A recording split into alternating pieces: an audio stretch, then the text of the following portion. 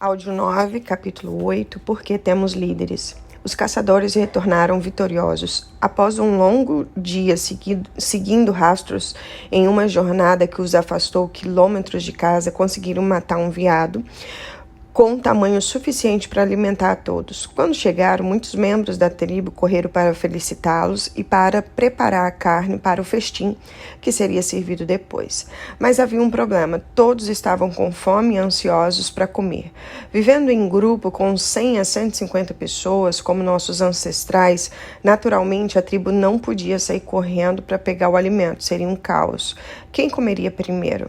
Felizmente, as substâncias químicas sociais de nossos organismos orientam nosso comportamento para podermos resolver esse problema. As empresas e as organizações são as tribos modernas. Como qualquer tribo, tem tradições, símbolos e linguagem. A cultura de uma companhia é como uma cultura de qualquer tribo. Algumas delas têm culturas fortes e outras culturas fracas. Sentimos que pertencemos a algumas mais do que outras, que afinamos mais facilmente com pessoas de uma cultura do que com outra. E como todas as tribos, algumas têm líderes fortes e outras têm líderes fracos, mas todas têm líderes. Quando tudo que nos cerca visa nos ajudar em termos de chance de sobrevivência e de sucesso, e a necessidade de líderes não é uma exceção. Uma análise antropológica da história da liderança, Por que temos líderes, revela alguns padrões objetivos quanto àquilo que constitui um bom líder e o que constitui um mau líder. E como alguns dos nossos sistemas corporais que influenciam o nosso comportamento, a necessidade de hierarquias está associada à alimentação e à proteção. Por mais que gostemos da ideia de que todos são iguais, a verdade é que não somos e nunca seremos.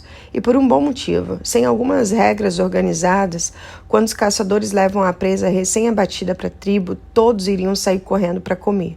Todos iriam se empurrar e se debater. Invariavelmente, os que tivessem a sorte de ter um físico ou de um lutador de jiu-jitsu conseguiriam comer primeiro, enquanto o artista da família sempre foi posto de lado ou ficaria ferido. Não é um sistema muito bom se a mãe natureza está tentando manter vivas espécies.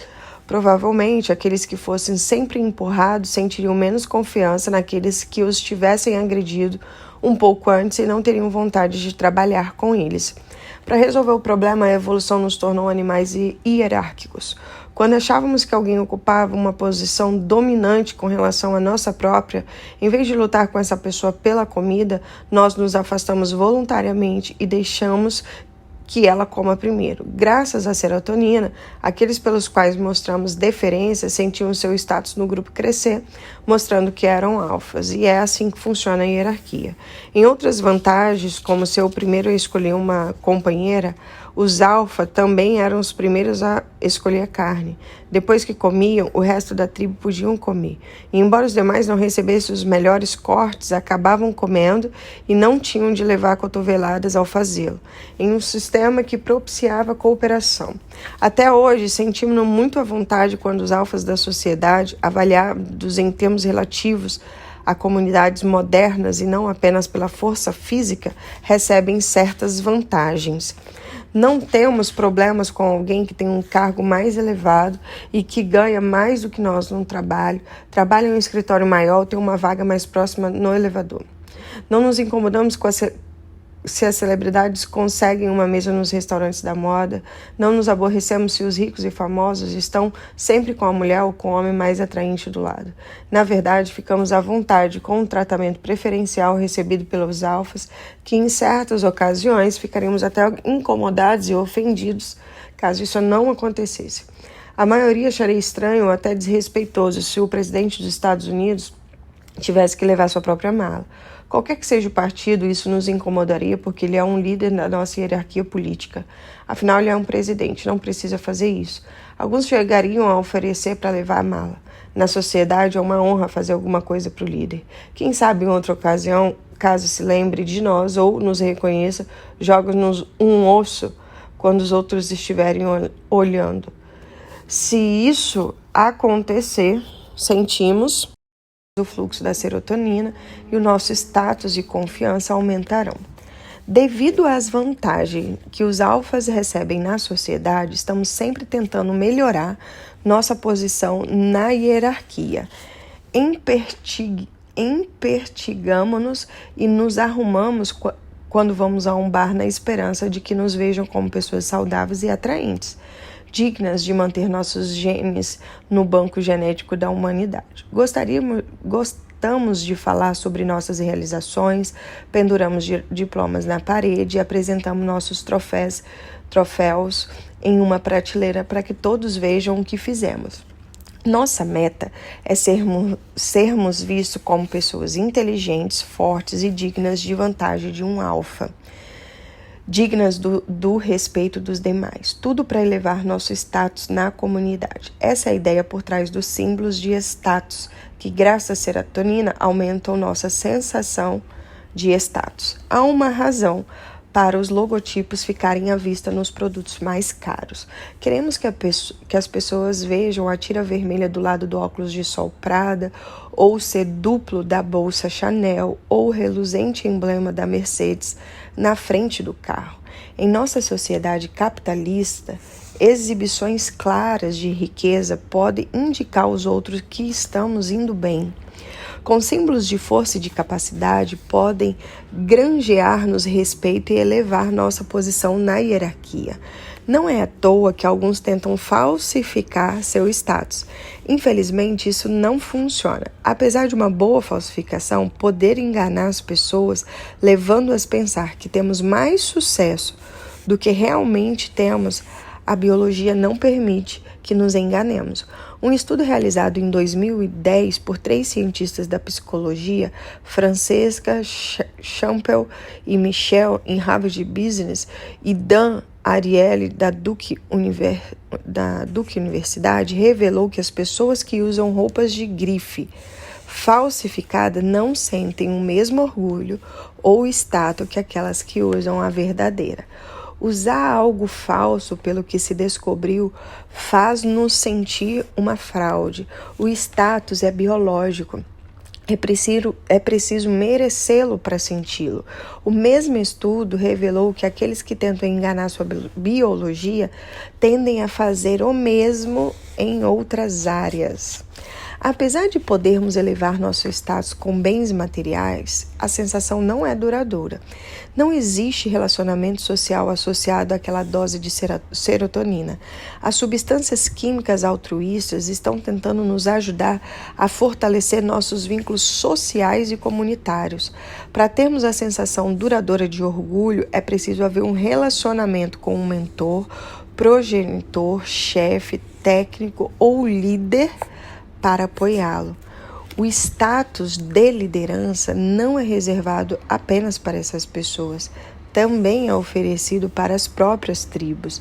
Assim como nos esforçamos para elevar o nosso status individual dentro de nossas tribos, as empresas estão sempre tentando elevar seu status em relação a respectivos setores.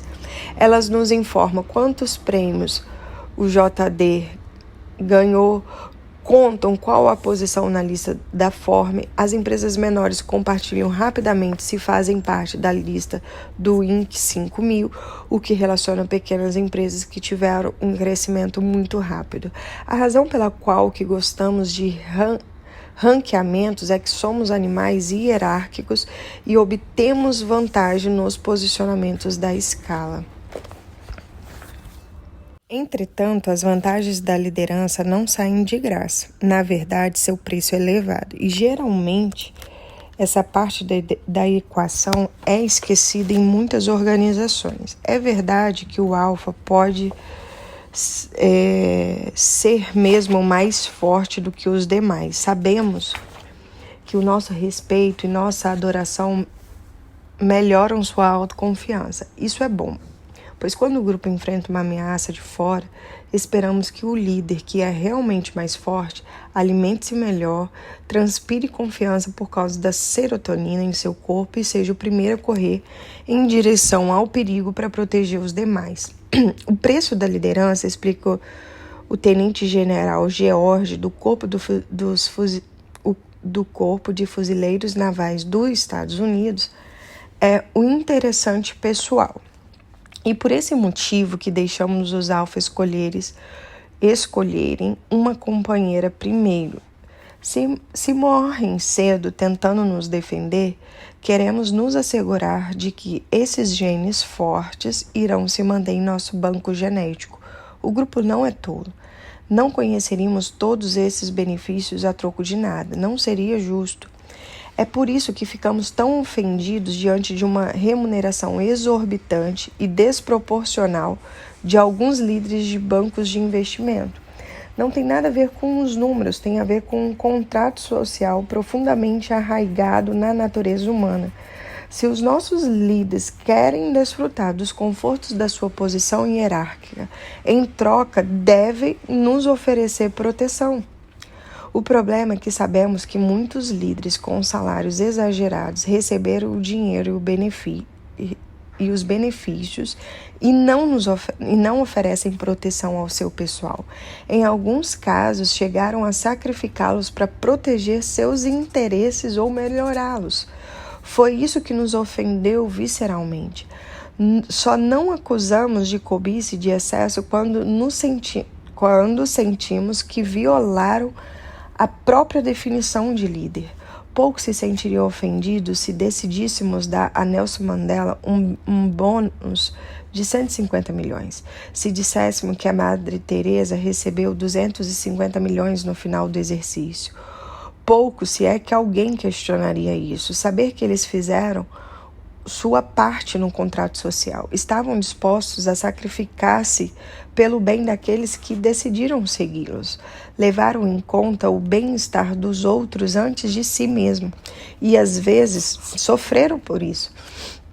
Nesses casos, ficamos contentes pelo fato de nossos líderes receberem todos os benefícios que mereceram, no nosso entender.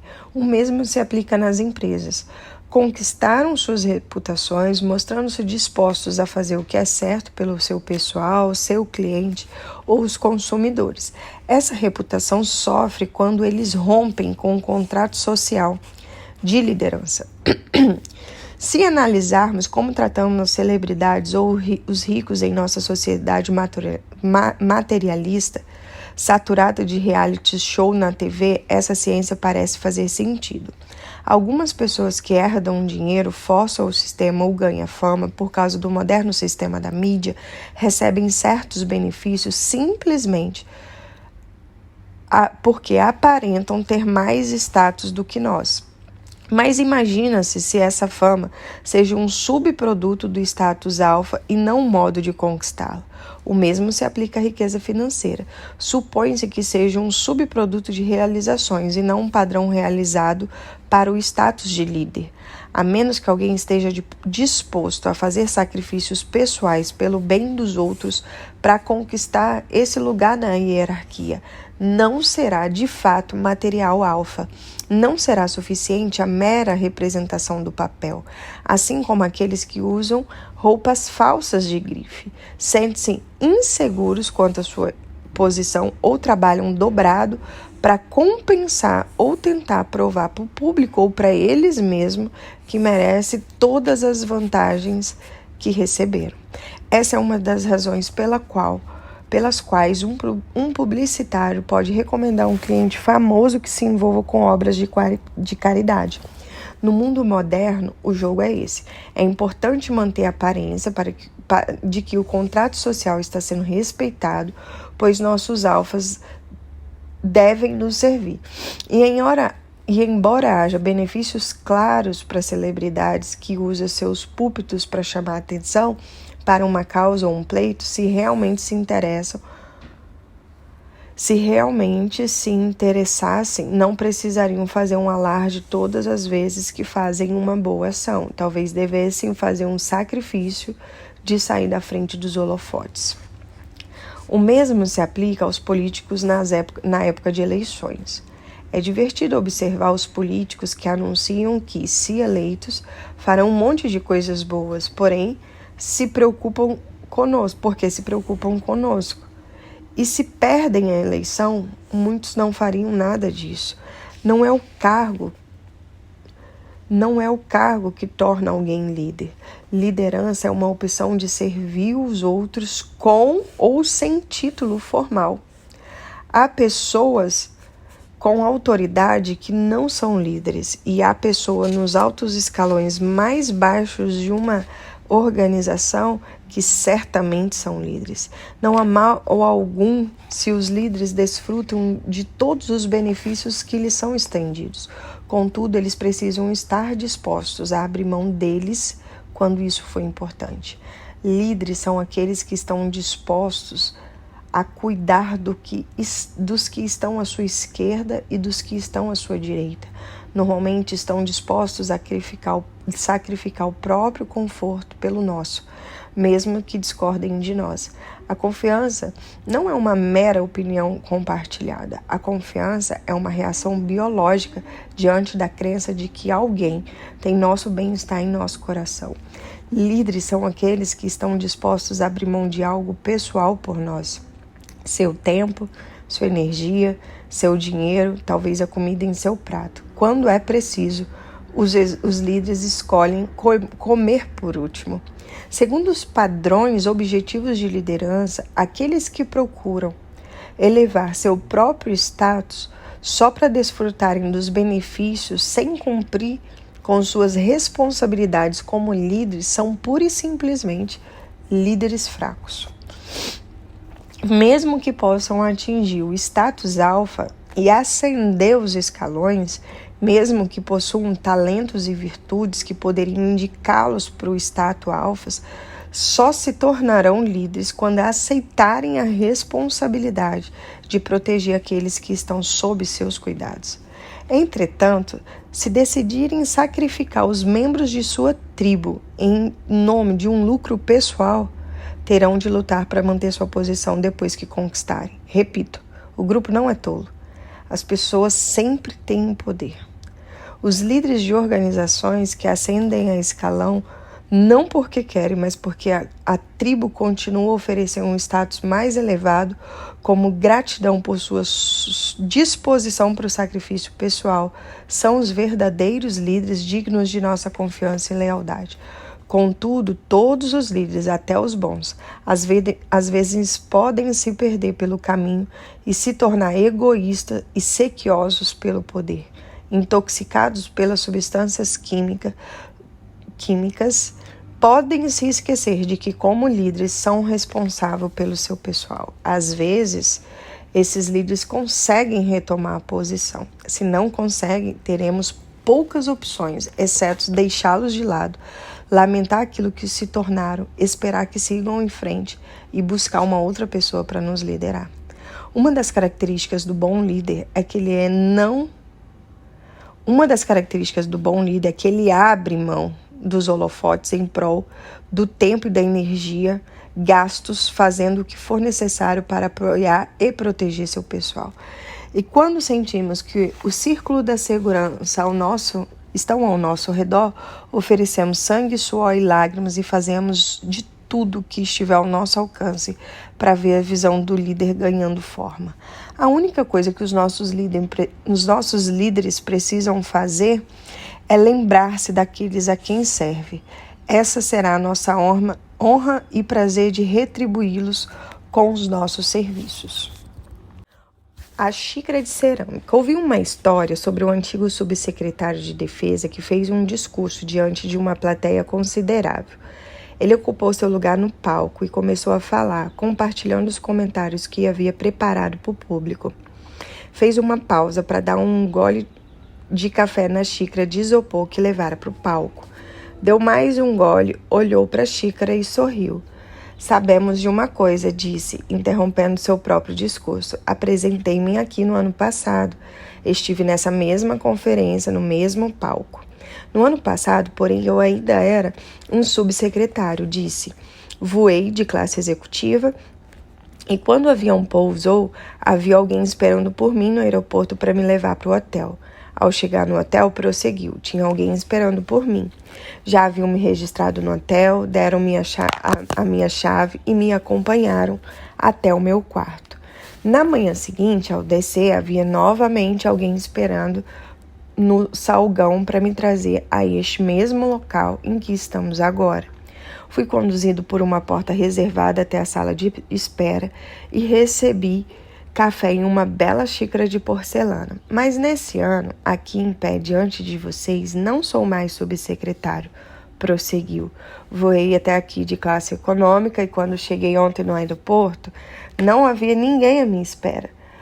Tomei um táxi até o hotel e quando cheguei lá, registrei-me e subi sozinho até o quarto. Nessa manhã, fui até o saguão e tomei outro táxi para vir até aqui. Entrei pela porta da frente e fui até os bastidores. Chegando lá, perguntei a um dos secretários se havia café.